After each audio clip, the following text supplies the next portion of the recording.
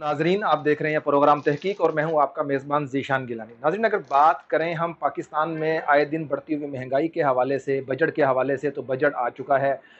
जो अपोजिशन है उसका कहना है कि बजट जो आया है ये अवाम दोस्त बजट नहीं है, ये अवाम के हक के ऊपर डाका डाला गया है, क्योंकि पीपल्स पार्टी का भी कहना यही है और मुस्लिम लीग नून का भी कहना यही है। इसी हवाले से आज मैं मौजूद हूँ कराची में जो हमारे ब्यूरो चीफ हैं इमरान भाई, उनसे हम पूछेंगे कि कराची का जो बजट आया है इस हवाले से वो क्या कहेंगे, और कराची की जो मौजूदा सूरत हाल है, अगर देखा जाए तो अक्सर अरसा दराज से पाकिस्तान पीपल्स पार्टी की सिंध में हुकूमत चली आ रही है, वफाक में भी वो रह चुके हैं काफ़ी बार।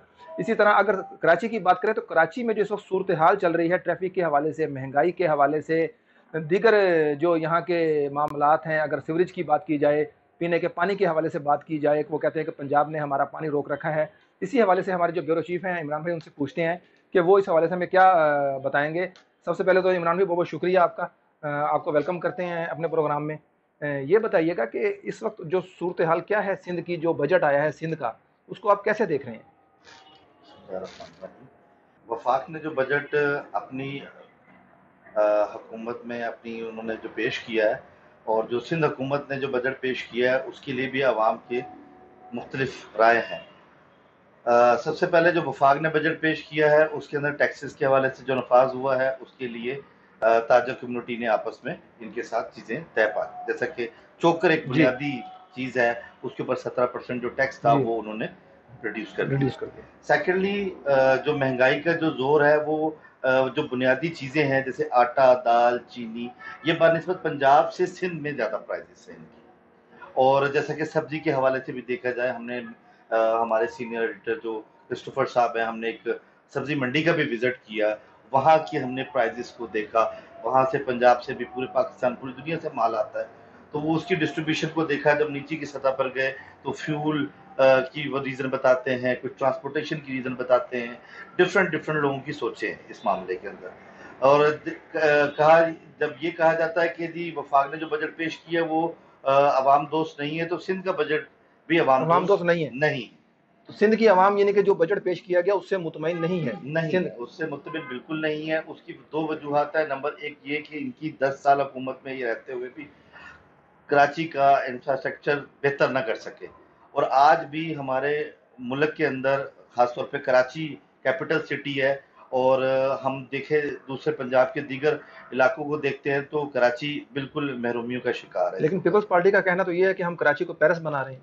कराची को पेरिस, जैसा कि जब आप 10 साल जब अपनी हुकूमत में थे तब पेरिस नहीं बन सका, तो अब पेरिस अपोजिशन का जो सीट्स पे बैठ के कैसे बना सकते हैं? अपोजिशन की सीट पे बैठा के कैसे बना सकेंगे। जी नाजरीन, जैसा कि इमरान भाई मैं बता रहे थे कि यहाँ की जो आवाम है कराची की, सिंध की, वो भी कोई खातर खा मुतमईन नहीं है सिंध की हुकूमत से, पाकिस्तान पीपल पार्टी से। हमारे साथ एक और हमारे दोस्त सीनियर साफ़ी मौजूद हैं, उनसे भी हम बात करते हैं कि क्या कहेंगे यहाँ पे जो पानी का निज़ाम है वो आए दिन उसकी सूरत हाल बिगड़ती जाती है। क्या वजह ऐसी है कि क्या पंजाब के साथ कोई इख्तलाफात चल रहे हैं सिंध हुकूमत के, या जो वफाक है वो उस पर संजीदगी से वो नहीं अमल नहीं कर रही? जहाँ तक आपके मेरे ख्याल इसका सवाल का ताल्लुक है, ये जो पाकिस्तान पंजाब और सिंध का जो मायदा हुआ है ना पानी का, उस पर सही तरह अमल नहीं हो रहा। उसकी वजह क्या? उसकी वजह यही है कि वो बड़ा सूबा होने की वजह से बड़े इख्तियारात वो अपने पास रख रहे हैं। ठीक है। इधर सखर हो गया, इधर हो गया, ये सारा वेजिटेशन है इधर यहाँ, तो पानी उधर से सही पानी आ ही नहीं रहा। उसकी वजह से जो है ना ये इख्तलाफात पैदा हो रहे हैं, और ऐसे लग रहा है कि आगे ये जो जैसे कि वो बड़े लोगों का कहना है कि आइंदा जो जंग है वो पानी पर होगी, तो हो सकता है कि खुदा ना खास्ता ऐसा ना हो कि वो पाकिस्तान से इधर से शुरू हो जाए। क्योंकि एक ही मुल्क है और इसमें पानी की जो तकसीम है वो सही नहीं। अच्छा, कराची में अगर सीवरेज का निज़ाम देखा जाए तो वो भी कोई खातर खा बेहतर नहीं है। जैसे कराची आपको पता है कि पाकिस्तान का मेन हब है, बिज़नेस के हवाले से भी देख लें, इंडस्ट्री के हवाले से देख लें। सिंध हुकूमत मुतवातर 10 साल हुकूमत करने के बावजूद भी वो काम नहीं कर पाई जो उसे करना चाहिए था। क्या वजह है इसकी? इसकी वजह अभी ये बताई जा रही है कि यहाँ जो बल्दियाती निज़ाम है अभी तक है ही नहीं, समझे इस वक्त कुछ भी नहीं। वो अंग्रेज़ी का मुहावरा है कि there is no government like no government, मतलब यहाँ गवर्नमेंट है ही नहीं, बल्दियाती निज़ाम तो है ही नहीं। और इतने दावे हो रहे हैं कि जी हम करोड़ों रुपया खर्च कर रहे हैं, हमने जाके सर्वे किया, देखा है, हमें तो कुछ भी नहीं मिला। सड़कें टूटी हुई हैं सारी, उसकी वजह से, सड़कें टूटने की वजह से जो है वो फ्यूल भी, पेट्रोल भी ज़्यादा खर्च हो रहा है और जो स्पेयर पार्ट है उस पर भी ज़्यादा पैसे खर्च हो रहे हैं। लेकिन सुप्रीम कोर्ट ऑफ पाकिस्तान ने, आपने देखा होगा कुछ दिन पहले, कुछ माह पहले ऑर्डर जारी किए, बलदियाती निज़ाम को दोबारा बहाल किया। इसी तरह अगर वफाक की, हम पंजाब की बात करें तो कहीं पर भी इख्तियारात अभी तक जो बलदियाती नुमाइंदगान हैं उनको दिए नहीं गए।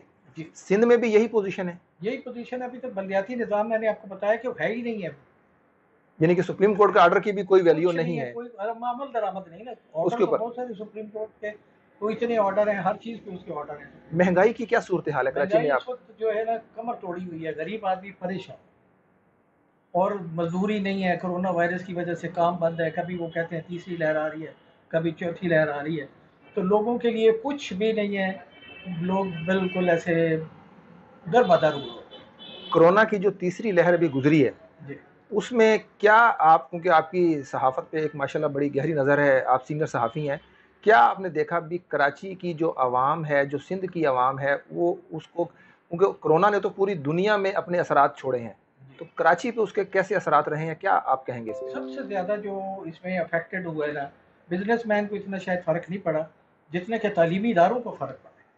टीचर जो है हज़ारों की तादाद में जो बेरोज़गार हो गए। अभी फिर आपने जो एग्जामिनेशन का सिस्टम भी रख दिया, आपने जो है, जो 2 सब्जेक्ट्स का आप जी, ले रहे हैं जो कि मतलब ज़रूरी नहीं, लाज़मी मज़मून नहीं है, लाज़मी मज़मून आपने ख़त्म कर दिए। उससे क्या हुआ है कि जो बाकी सब्जेक्ट है उनके टीचर जो है वो घर बैठ गए घर हैं। बैठे। उनके लिए कोई प्लानिंग नहीं है। मैं खुद वज़ीर से भी मिला हूँ, उनसे ये सवाल भी किया कि कोई प्लान है, उनको पता ही नहीं कि क्या हुआ, क्या नहीं हुआ। क्या वजह है इसकी?